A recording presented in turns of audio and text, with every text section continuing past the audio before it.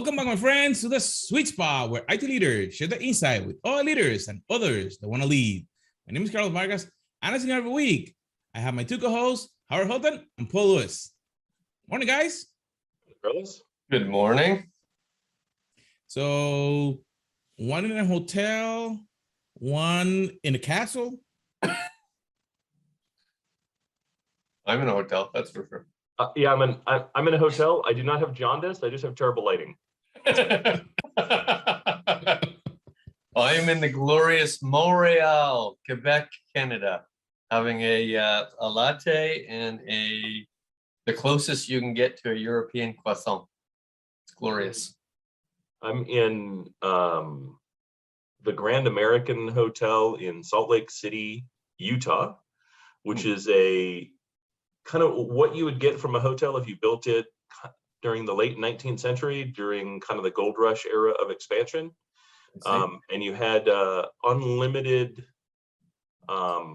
funds and lots of coal dust inhaled by the designer, because every single thing has a tremendously different pattern. I see. Is it a shared water closet and you have to get the water outside? Oh, no, the room is enormous. And like there's a whole room that like if this thing was in New York, this room was in New York, it would actually be the bedroom, but it's just a little like hole that houses a closet that doesn't connect to anything. I see. Like I have actually had hotels in New York that were smaller than just the little entryway. The hotel That's in true. North, I don't know why, but it's great, fine. And those hotels never have ironing boards and irons. A huge night. They did put an ironing board in here and a steamer. A steamer, fancy. Yes. Wow. Nice hotel. I don't have the slightest idea what it costs. It's part of It's part of the speaker package, so I have no idea. Speaker package, fancy. I look forward to doing the conference tours again. Yeah, they are starting. This one went pretty well. They invited me to. They're starting their leadership conference tour, so they invited me to speak on their leadership conference tour. So that should be fun. Nice. I'm doing another one 2 weeks, so I'm looking forward to that. I think it's 2 weeks. Might be a week. Whatever. It's sometime in the future that is not today. I'm sure I'll have a similarly well put together day. Just keep the week of the November 8th still open. It is still open. I require you at that other conference. It didn't look like it was going to be open there for a bit. We've got I had an issue at a foreign location that was going to pull me away. An issue at a foreign location. Foreign to Salt Lake City? Foreign, like extra national to the United States. I see. Got it. That was going to have me that was going to have me fly across the ocean. Now that trip, that's what I'm waiting for. I haven't flown across a body of water other than the Great Lakes. Right. In a long time. Yeah, I'm with you there. So business class seat, lay down. Oh yeah. Okay. The lay downs are fun. The free liquor's nice. The lay down. I like the foreign language, but really it's the instant jump in status that I think is fantastic. That's true. Yeah. Yes. You get a dramatic amount of points with a single flight. You do. Yeah.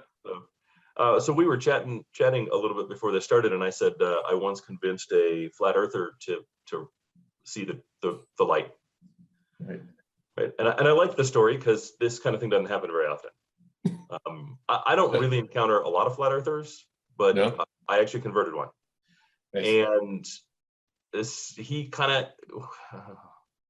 we were kind of in a conversation, and I'm like, you realize there's not flat. And he goes, yeah, it is. They staged the moon landing. Like, we've never been to space. All those pictures were faked, blah, blah, blah. I'm like, okay. But that's not how we know the earth is flat or the earth is round. And he's like, okay, what do you mean? And I said, we've known for hundreds of years because you don't need to leave the earth to observe the curvature of the earth. Right. What do you mean? Okay, so you're standing at the dock watching ships come in circa 1492. Right. What is the first part of the ship you see? Flag.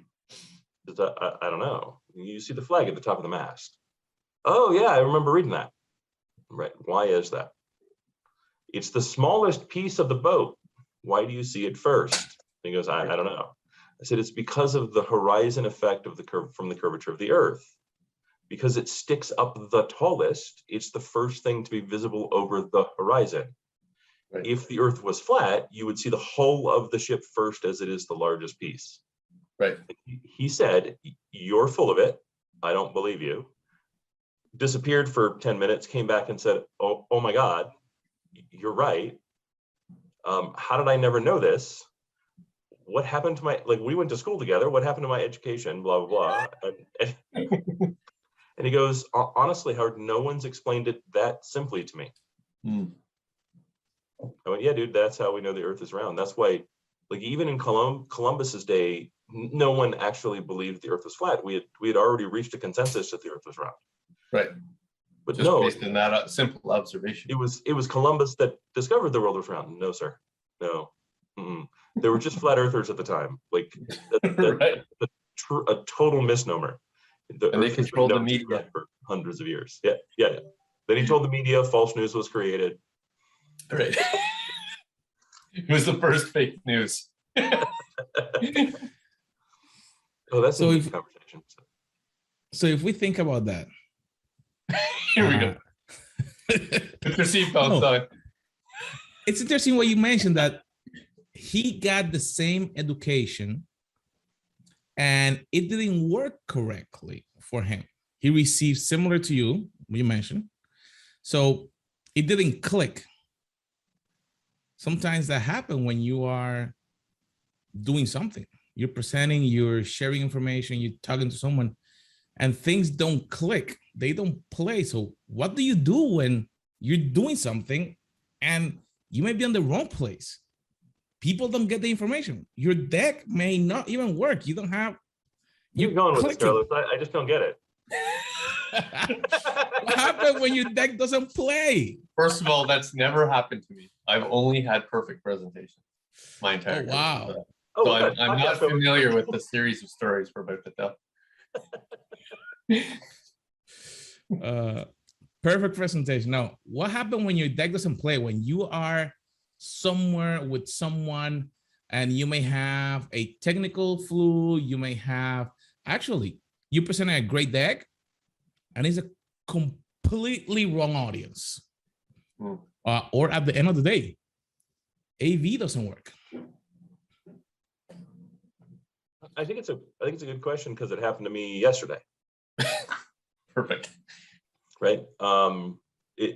New topic, new kind of role thing, new presentation, right? I hadn't done this presentation before. Spent a tremendous amount of time getting it the way I wanted, like a whole hour and a half. And so it wasn't like I had the value of doing this 20 times where I kind of had a patois down. And AV didn't work. No clue, right? Likely a series of dongle mismatches between my USB-C only laptop and their, multi-display confabulator. I don't know the thing.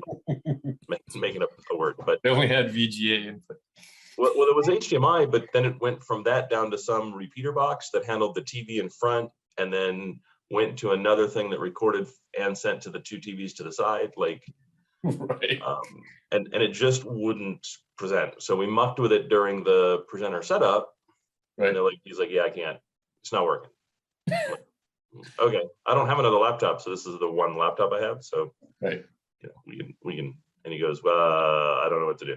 Okay, cool. I'll just I'll go deckless. It doesn't really bother me. What was the length of this presentation? 45 minutes. 45 minutes. Okay. So you are now tap dancing for 45 minutes. What was going through your head? Actually relief for me, because again, I didn't have a patois. Right. You know what I mean? So it wasn't the first couple times you run through a deck, it's a little awkward in front of a live audience because you don't have the timing down. You don't really know everything that's on the next slide. You don't really know everything that's on the current slide. So you have to keep referring back to them. as you kind of do your thing, it kind of pins you in place a little bit. They had a podium set up, and so what I did instead was I just walked around the podium and I announced to the room. I said, "Hey, everybody, the deck's not working. We don't have any video. If everybody can hear me, okay, how do you feel about just having a conversation?" And they're like, "Yeah, okay, that sounds fine. Cool. Let's start talking about low code," because that's what it was, the business case for low code. And I just said, "How many people use low code?" and started a conversation, and just did a 45 minutes of a Q&A where it was all Q. And the A could be in depth. Right. You could have a 10-minute answer if you had to. Right. And I allowed them to steer the conversation where they wanted to go. So we didn't stay within the boundary of low code. Right. We obviously drifted into no code, right? Yeah. Got into some business process automation, some RPA, moved into data, and had a conversation about data quality and master data management, and got a little bit into metadata and kind of the value of metadata, and then some best practices around getting that set up and started, and what a center of innovation is and a center of excellence is, and those sort of things. What was the size of the audience? Was this 1,000 people? Was it 10 people? Very, very small. Yeah. Okay. Thousands of people would be different, but ultimately I'd still do the same thing. I would still look to the first 3 rows and make it personal. Engage them directly. Correct. Yeah. I would find that difficult because sometimes an audience of that size, you're far away even from the first 3 rows. Like you're 4 feet up on a stage, the stage is 20 by 20. It's still more difficult to engage versus an audience of 50 people that you're probably can touch them, right? You might not even have a stage, or you're just going to get off the stage because it was only 5 by 5 anyway. Yeah, no, I will not likely get off the stage unless I do it one time and then I'm done. I'm not back on the stage. Right. So you're not going back up and down. Well, it's that leg mobility issue that I have, right, from the motorcycle accident. I'm not doing stairs when I'm the presenter. Right. Right. Like that's a big deal for me. I've already got mobility issues. I don't want to trip and fall because I'm not paying enough attention. Right. So rate the output of that? So do you believe that was a better exercise than the original plan to present your slides? So in this case, I would say, so in this case, I would say the value to the audience was significantly improved the way that I did it yesterday. Right. However, the value to my employer was reduced because their logo and their name didn't get splashed 4 or 5 times. I said it 4 or 5 times, but you don't have kind of the 3 things, right? You don't have the 3 attachment points if I just say it over and over. Plus I hit it, I used some articles that the company had written as reference points. And then my final slide actually had QR codes to each article. There were 4 call to actions so you could get them to subscribe to some product. Yeah. So they didn't get to see that. So that wasn't possible. But again, I think the value to the audience was significantly improved because it was very personal. Yeah. Right? They didn't want to talk about it. I didn't talk about it. So this showed, like we've talked about this before, considering we have different presentation skill sets, I would be very, very comfortable without AV on a topic that I already had a mastery of, right? Because the reality is any presentation I have presented 1,000 times, the slides are behind me and you can visually walk through the story I'm talking about, but I never reference the slides, right? I don't look back and say, this bullet point right here, this box connects to this other box. You don't see me doing that. You just see the visuals behind me and I'm pushing the button without you knowing I'm pushing the button just so it feels like the story is going behind you. If I didn't have AV, that story would be the exact same with the same level of emotion, the same kind of intonation, the same kind of, pre-understanding what the questions are going to be. And I think it would be successful. It would not be successful if this was if this was a presentation I was presenting for the first time. Because as you said, I do reference slides because I'm not as familiar with the next slide or the current slide looks like. I haven't created the pattern that I think will be effective for the audience. I would struggle in that situation. Now, I would attempt to present a storyline that I would be familiar with, but it would not resonate as much as the original would resonate. I guarantee that's not going to occur. Let me ask you and this question. My hopes would be that I'd have at least the deck in front of me, right, and on my screen, so that I could reference it if I had to present. Do you create story first, or do you create the logic or the content first when you guys do your presentation? They're tightly coupled for me, honestly. Mostly because I don't. So if I just do story first, then the content will never match, right? Because I'll get wrapped in the story. I'll be like, okay, this is the story, and I'll have built the story relatively thoroughly in my mind about what I want to talk about, and then not be able to connect it back, because I'm not a PowerPoint wizard, right? So I won't be able to connect it back to the PowerPoint, because I just won't be able to put the things where I want the things to have them look the way I want. So what I do instead is I have a very light story and then start working on the PowerPoint. And I find when I don't do that, the two don't ever really have enough of a connection. It's why, like Paul's brought this up several times, my decks often don't match my story, because the content's not, the content's a amalgamation of the thing that I was given to work from, plus some edits that I made to it, and it was never really mine, and it never really fit the story that I started working on while someone else was working on the first version of the deck.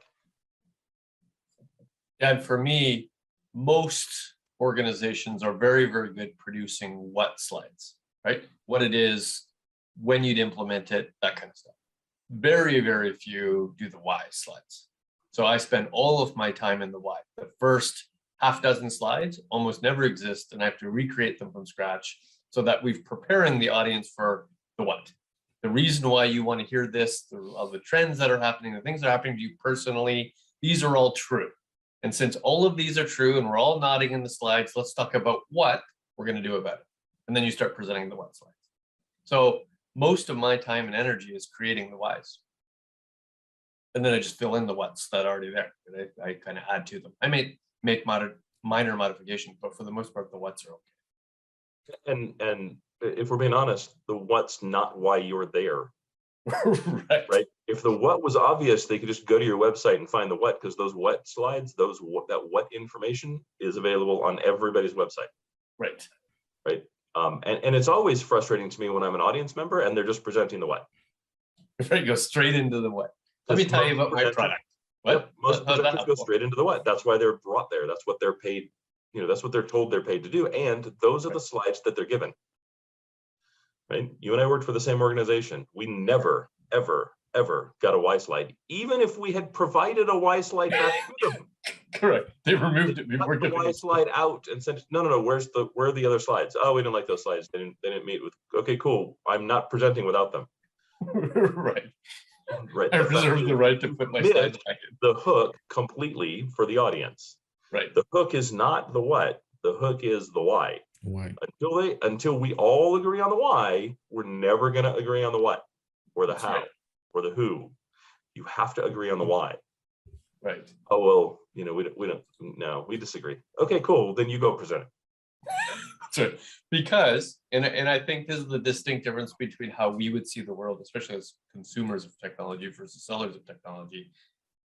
Most products are the same, right? Most competitive products pretty much do the same thing, slightly differently. I agree, and different maturities. But for the most part, I could download, install each one of them, and they probably would solve my problem. So since that's true, going right into the what doesn't help you in any way. You have to talk about the underlying reasons why one needs to solve this problem so that people are already on your side. Once they're already on your side and we believe we're peers, then they'll want to implement your recommendation because you've solved their problem before. So I know this part because we have done it, but before you go, Howard, go a little bit deeper into that for the audience, because you just said something that I've seen the three of us do, you guys, when you guys are on stage, but a lot of people dive directly without making the connection, and the why is what made the connection for that trusted connection with the presenter. So then later on, they will agree with it. That was actually what I was gonna say. Okay. Because I had this conversation over and over and over again with the CEO of Hitachi, right? Because Hitachi would do, hey, this is our storage thing, right? And it would be different than the storage story from the other vendors, right? Pure would have a different storage story, right? And yes, it's storage, it does the same thing. But I'm like, that's not like, why did we make a choice to invest our engineering time into that, right? Why is the fastest array in whatever measure IOPS will go with, right? Why is 4 million IOPS in a single frame so important to Hitachi, right? What do you mean? I mean, at some point there's a decision made on where we're going to invest our engineering time, and we feel that this is the place to invest our engineering time. Why did we do that versus any other number of improvements and call it a new array? Well, I don't know. But yeah, but that's the interesting part. That's right. Right? The number of customers that needed, I don't remember how many IOPS, it was some insane amount of IOPS. The number of customers that need that number of IOPS is effectively 1. Exactly. Right? There's not likely to be more than a handful, if there's even 2, right, who really need it in a single frame. Right. Across my organization, sure, but Sure. should I do it in 20 different devices? Likely. Would I want to if the management interface is good enough? And the reality is my organization is that size, so I have 8 line of businesses anyway. Right? Sure, and more than 1 storage admin. Right. Right. So the reality is you're only building it for the case where it has to be within 1 frame. Right. Right, where something about the architecture prevents me from splitting the workload and aggregating it. So you're building it for this really specific use case, and there might be other pieces there, but until I know the why, how do I, as a customer, how do I reconcile myself with, is this my why as well? And thus, should I buy this thing? Because that's what we do. We don't look to the what, we look to the why. Right? You had a good example. My example for this exact same situation was the 8-second gap, right? So we introduced a product that was 8 nines of availability versus 6 nines of availability. And the difference between those 2 availability sets is 8 seconds. And the question is, why would we have invested in 8 seconds? We probably put, $30 million in creating a frame to which resolved itself much quicker. And nobody ever got to the why this was interesting and important. And I had to keep pushing because 8 seconds matters in a lot of situations, like stopping trains, like landing planes, like baby heart monitors, right? 8 seconds absolutely matters. That's why we invested. That's why you'd invest in the product with us, right? That's the distinct difference between the actual feature and functionality of the system. I didn't talk about 8 nines availability. I talked about 8 seconds. Yep, but that was your why. Yeah. Right? You invented that why, whereas the engineering team didn't. They just were chasing something that didn't matter. They were chasing something that wasn't a why. That's right. They were chasing 100% availability. Correct, which is a what? Because again, 100% availability only matters in the theoretical. Right. Right? Because there's no such thing outside a lab anyhow. And the reality is 100% availability is 100% of things working when I need them to work. Right. And I don't likely need everything to work all of the time perfectly. Right. Nor can I afford it, even if that was physically possible. Correct. Right. So you invented that why. Yes. And that's actually kind of the frustration. Right. The frustration is I can't really get on stage without a why. And if I can't get you to tell me the why, then I have to invent the why. Right? All the time I spend as an analyst talking to, various companies, the very first call is, what is your why? And honestly, they don't know. Which goes back to the original theme of the pod, even though we mostly have heard from it. When I have had AV problems in the past, I almost entirely talk about the why at that point, because the why is my experience, the why is my background, the why is why we're all here, the why is probably what the audience is looking for, and I'm not a master of the what anyway, right? I haven't mastered the features and functions of the product. I really don't know everything about what it does, but that's not why you've asked me to come and present anyway, right? These are the last 3 or 4 slides to which I tend to go through quickly anyway, right? And if you want to double click, I'm sure I can find somebody in my audience that'd be able to help you with those answers, right? So since I wasn't intending on presenting those, even if they're visually apparent anyway, I'm going to avoid presenting them entirely and talk exclusively about my experience in this particular domain. Does it change if the audience is more technical, that the why is not as important and that they will be looking more for the what? And I'm asking the question because we have seen it, and I want to double click on that, because sometimes we think, well, if it's higher up in the organization, they will be focusing probably on the why, and they probably align it with budgets or funding, versus lower or more technical audiences that they just focus on, give me how to do it. Should our leaders or our audience that is listening think before they do a presentation first on the why versus the what, based on who they present to? So I think I think you have two different questions there. One, I would say, is a flat no, right? Which is kind of the first part, right? Should an audience that is more technical not receive the why or have a different level of concentration on the why? And I would say absolutely not, right? Because the first audience, that audience is actually the one that needs the why the most, because they tend to focus on the what, and they tend to not get their project sold. They tend to not get their initiative sold. They tend to not be able to, like, they're great at creating innovation, but innovation fundamentally requires a why. And they tend to focus on the what. This new framework is neat. This new tool is neat. This new product is neat. Okay, cool. But I don't buy neat. I buy why. So until you can tell me how your innovation aligns with our why and start thinking about why, your innovation is not going to go anywhere.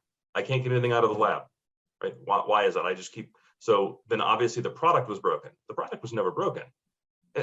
In some cases, it definitely is, but it's not likely to be a product problem. It's likely to be a why problem. Right? So when you're selling to someone who's looking at why, not what, you need to also sell using why, not what.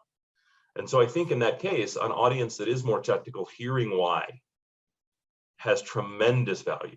Now, at the same time, you do need to understand your audience.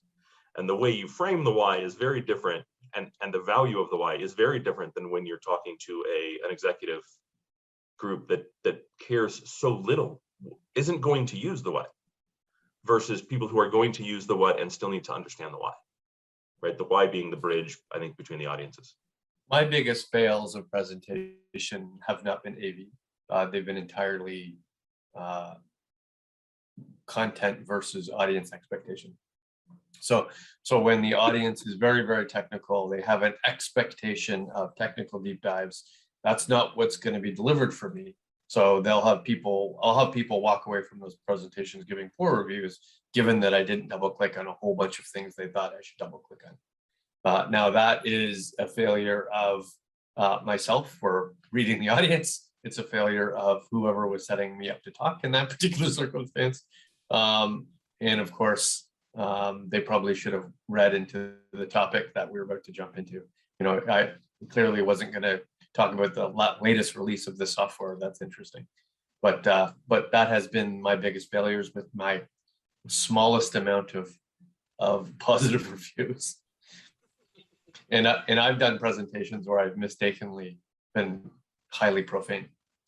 And I've been deep into a demo of a product. This is way back in 20 years ago, where I let the S word fly in an audience of well more than 2,000 people. This was a keynote doing a presentation of a demo of a product that was just built, and I mistakenly used that word, and I just had to keep going. I had to not recognize that this was going, and I just kept going in the demo. And I don't know, even today I live to regret what happened. It was ugly. But in fairness, I'm not one that swears frequently, right? I'm not a profane kind of person in my everyday speech. So that was actually a unique just for me personally. Howard's first Hi, Paul, I'm so proud of you. Yeah, but it was loud. Like a room of 2,000 people is a loud, large room. True. It's true. I'm sure it got really quiet too. I'm sure all the little muttering chatter just vanished. Exactly. So Tony Robbins used the S, the F, all the colorful words for a whole weekend, and people start cheering for him. So don't worry if you said it once. Yeah, but that's actually a huge difference, right? Because I'm closer to Tony Robbins than I am Paul. Right? I use profanity like color in a portrait or seasoning on a dish. Right. It is simply common parlance for me. It's hard for me to not use it during this podcast simply because I'm so used to using it. It's so commonplace for me, and I don't use it here because I don't want our podcast to get flagged. I just mean here, like literally within the last 30 seconds. Right. Right. Because when Paul said I don't use profanity, I wanted to say no, shoot. Doesn't use profanity. But I knew that would likely get us flagged if we were caught using profanity. Because for me, I don't think about it, right? I'm a lot more like Tony Robbins, but it also means after the first time, it's not really the wow. Right. Versus Paul saying it one time in his life probably had more impact than every single time I've said it in my life. It's true. Right? And it certainly had more impact for Paul. Right. We need to look for that video. I actually can't. It might exist. I can't remember a time where I've said it or not said it. You know what I mean? Like it's not, it no longer, it just doesn't come up. The only time that I can actually remember using profanity in a way that it was commented on was in my Hitachi interview, where afterwards Paul's feedback to me was, you're a little bit rough around the edges. Rough around the edges. That was it. That was it. You're a little rough around the edges. And I paused and I was like, what do you mean? Oh, is that because I said expletive here in the interview? And he said, yes.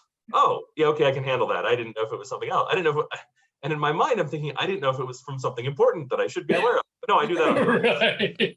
That's right. What other obscene thing did I say? Well, yeah. What other rough around the edges? Like, am I missing some piece of knowledge that some skill set? Yeah. Right. Is there a skill problem? No, it wasn't that at all. It was the use of profanity. And I'm like, oh no, I do that on purpose. And Paul was like, excuse me, what? And then we kind of went into that explanation of why I do that very specifically. And in that circumstance, it must have been your interview with the HR person that it was highlighted to me. It was the interview with the HR person, yes. I did it with everyone, but yes, it was the HR person. Yeah, but the others didn't mention it to me, as if, you know, that's just, in fairness, most people knew who you were already, right? Howard was a known entity in this circumstance. So, and the only other person who didn't really know who I was very, very well was also Canadian, and I think he just assumed that's how Americans are. It's true. It's just a general assumption. Where does he live? Denver? Oh, okay. Well, that's fine. The cowboy.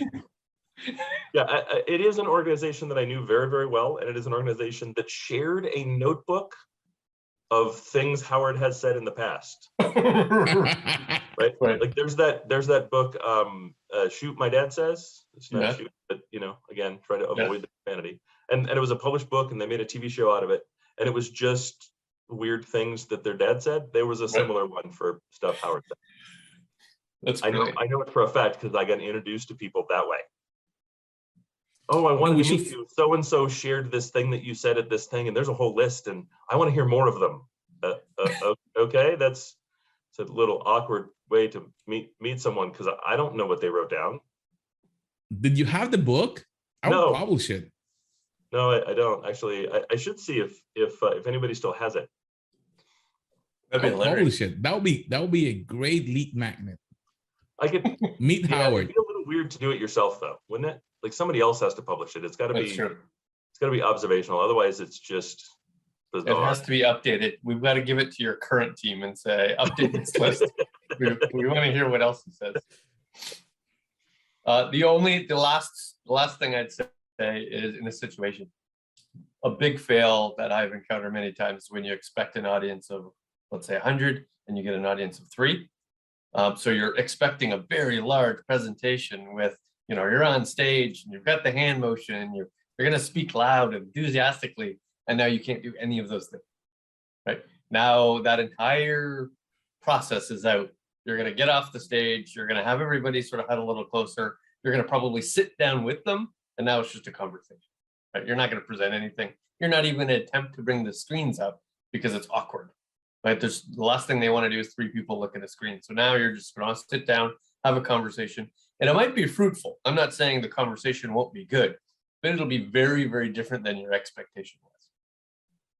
So I'd like to close with a little piece of advice. So let's say you're on stage and it's gone sideways. Video doesn't work, maybe audio doesn't work, maybe the audience isn't what you expected. Maybe you expected 10 and you got 1,000. Maybe you expected 1,000, you got 10. My advice is simply this: calm down, right? Recognize that expectations are nothing more than the mind failing us, because they've set us up with something that is not attached to reality. It's an expectation. Take a moment, step out from behind the podium and look at the individuals and recognize that they're just people. Mm-hmm. And the reason that they're in the room is to see you. And the totality of their expectation is whatever was written in the program. Right. Right. Somebody said yesterday, day before yesterday, when I started, when they were showing me what they put together as a deck that I didn't use. How will they know who you are if you don't tell them? And I said, it doesn't actually matter because they're already in the room. Right? They're already convinced to be there. Correct. I mean, they're already in the room. I'm guaranteed the first 5 minutes. Right. Because it's too much work in the first 5 minutes to get up and leave and awkwardly walk into another session. I'm guaranteed to have them for the first 5 minutes. Then all I have to do is not piss them off so much that they're like, oh, this sucks. I gotta go. I'm gonna go now be late for the next session. They're already in the room. So take a deep breath and recognize they're already in the room. Yep. If the audience is small and it's broken, if the audience is huge, just have a conversation. You're there because you have some expertise that they do not have. Just give them that expertise. And the moment that they start to drift, ask a question. Mm-hmm. And pick someone. It's not, I'm gonna use low code as an example. Sir, do you use low code? No, we don't. Okay, so what brought you into the session today? Oh, well, we were thinking about using it. Okay, well, where are you at in your journey? Let's talk about 3 Easy things about questions that don't require a lot of forethought. Yep. And while you're concentrating on that one person, there's 70 other people in the room that are going, I have the same question. I'm just glad he didn't call on me, but I'm glad he answered that question. And you move on to another person who has a different question, and 70 other people go, thank God, that was the question I was looking to get asked. Right. And 70 other people.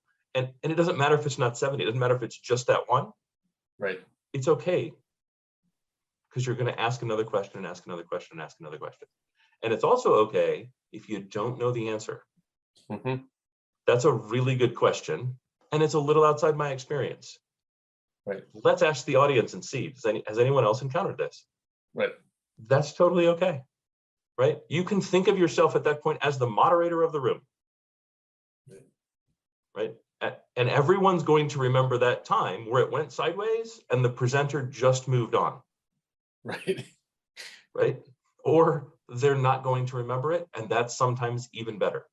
But they will remember that time that it went sideways and the presenter had a meltdown. Yeah.